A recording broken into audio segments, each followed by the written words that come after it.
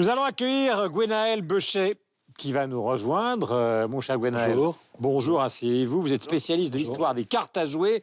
Je rappelle que nous sommes donc dans le musée des cartes à jouer qui est à Issy-les-Moulineaux, donc dans la banlieue parisienne. Et nous allons faire un petit peu d'histoire avec vous. Les cartes à jouer, ça existe depuis combien de temps dans l'histoire de l'humanité? Est-ce qu'on a une trace? Alors les cartes les plus anciennes qui sont conservées datent du 15e siècle et on a des mentions écrites en Europe à partir des années 1370.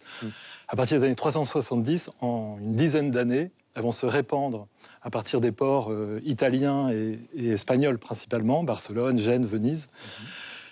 Dans toute l'Europe, la première représentation de joueurs de cartes se trouve dans un manuscrit de la British Library et remonte à la fin du XIVe siècle. Alors, nous sommes dans cette salle donc de ce musée. En quoi la collection qui est ici, à Issy-les-Moulineaux, est évidemment pour l'historien que vous êtes unique?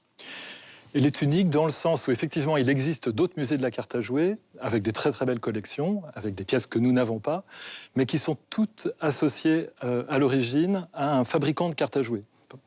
Par exemple, on a Cartamundi en Belgique, donc un musée à Turnhout. On a en Espagne, à Vitoria, un musée qui est lié à la maison Fournier. Nous, notre collection provient d'une collection privée et la vocation à la création du musée a été tout de suite de montrer un petit peu la diversité des jeux sans limite, si on veut, avec ces grandes traditions de cartes européennes, de cartes chinoises, de cartes indiennes, de cartes japonaises, et dans tous ces usages également, parce qu'il y a le jeu, mais il y a la cartomancie, la prestidigitation, on a des jeux d'artistes. L'idée, c'est de pouvoir montrer tout ça. Mon cher Sylvestre, est-ce que vous avez une question? Je me posais la question de savoir des cartes beaucoup plus contemporaines comme Magic, par exemple, ou ce genre de choses-là. Est-ce que ça aurait sa place ici? Est-ce que ça s'intègre dans la droite ligne de ces cartes anciennes, selon vous? Alors, il est vrai que nous présentons essentiellement les cartes, on va dire, conventionnelles, mais nous avons d'une part déjà proposé des expositions sur des auteurs de jeux, et c'est vrai que depuis une trentaine d'années, il y a une énorme création en termes de jeux de cartes qui s'échappe complètement des modèles, de ce modèle traditionnel. Alors les cartes Magic de Richard Garfield, ça date des années 1990.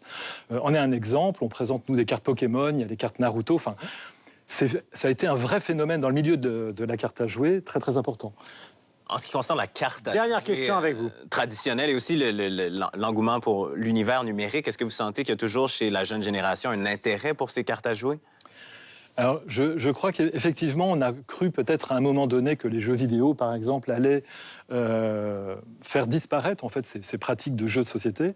A priori, il n'en est rien, parce qu'il y a de plus en plus de lieux, de cafés, de festivals où on peut jouer et découvrir ces jeux. Et dans les festivals, on trouve même maintenant non seulement des jeux d'auteurs, mais aussi ces jeux traditionnels, qui sont d'ailleurs une source d'inspiration pour les auteurs. Merci mille fois.